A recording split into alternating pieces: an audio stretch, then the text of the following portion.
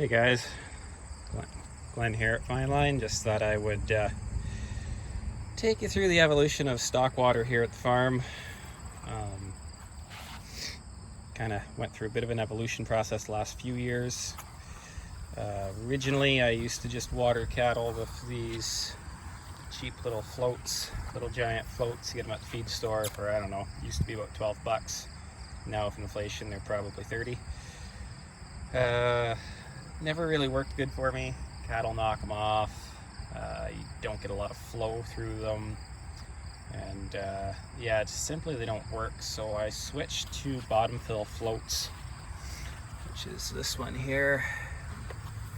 And that worked really good. Cattle don't hear the water running. They don't seem to panic.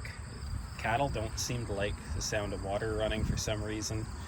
These floats, the water's trickling out slow, they'll get all excited and knock it off. And, I don't know, it just doesn't seem to work. So I went to the ground fill or bottom fill. And the problem with bottom fills is you got to fit them tightly into the tank, and then you're dragging the hose with the tank and everything all as one unit. So I saw this one day on YouTube. I believe it was posted by a man named John Locke. Saw it a couple of years ago, made total sense to me. It's just a couple of pipe fittings, and then this is its own unit. It comes out of the ground and just hangs on the side. And yeah, that's what it looked like. And just put a T in the bottom plug and welded that nail on it, which kind of got bent. We're on some pretty bad gravel, so it's always kind of a pain in the butt to get that anchored in there. Should have just been a smaller spike. And then just had the hose on it with a 90 degree on the end with our quick connect. I'd always put a 90 degree on it. It really seems to help. So yeah, this is what I used. Then last year we started doing a lot of salt brines, so couldn't use this because it was metal. So I used this for the fresh water and used a little giant float on the salt brine and had all the same problems I used to have. Then this float started to leak this year and I had to replace it.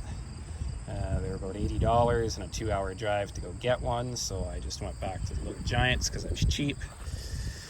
And of course cows keep knocking them off and acting like arseholes. So a couple of weeks ago I decided to install this. Normally I would just have them here on the edge, but a few weeks ago I got this brainwave, put a 2x6 across the center of the tank and then bolt it right on there. So just use some heavy screws, but they have yet to tip this trough over or knock that float off. We do water with a smaller tank now. We used to have longer pipes on that float and I had a much bigger tank, but I don't need as big a tanks anymore. We've got better water on the farm and more of it, so I move a smaller tank more frequently and keep it closer to the cattle.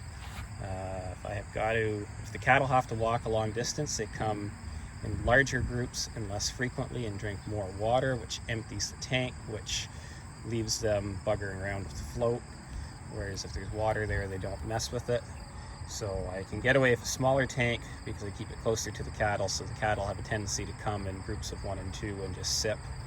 Whereas when it's further away, they have a tendency to come in bigger groups and stand there and drink more often, and then we run into problems. So I'm getting away with a small tank, and this float, it's not a very high volume float, but it seems to be secured better, and by having it in the center of the tank, if the tank is tipped one way or the other, it doesn't seem to matter nearly as much as when it's secured to the edge.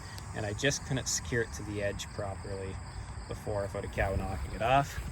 Once again, quick connect, put it on a 90 degree, and that hose there is the clear rubber hose with the braided mesh in it. And this is actually just an old piece of milker hose. I replace some milker hoses every year or two. So that's just a piece of 3/4 inch milker hose. Might actually be 5/8 now that I think of it, but it fits on a 3/4 inch barbed fitting. And then for pigs, pigs are another story. We used to just use nipple waterers, such as this one right here. And we'd ram 2 T-posts in the ground, screw a chunk of 2x6 in between the two, and then bolt the nipples to it. And that worked when we were just moving pigs pretty much annually. We'd put them in a spot and they'd stay there for the summer. But then they would cause problems. They would make big wallows underneath, and it was just disgusting. So started moving pigs more frequently. I switched back to one of these green troughs. These green troughs are better than the Rubbermaid. They're a little bit more robust and they're cheaper.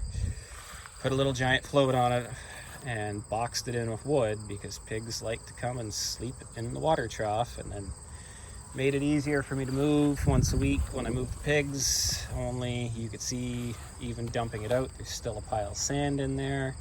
So I've been doing this now for 1.5 years and just don't like it. So I came up with this concept the other day, which is going to be put in the field today for the first time. So it's just basically a sled, set of skids underneath. I could drag it with a 4-wheeler, made out of hardwood so it won't rot. Put the nipple waterers on there, plumbed it in, some galvanized pipe fittings. Not done yet. I'm going to take a piece of that milker hose, put on there with the quick connect, and some hardware, so I can just attach a chain to it and drag it. And hopefully this solves our problem. I've got to retrain the pigs, because this generation of pigs don't know how to use that nipple.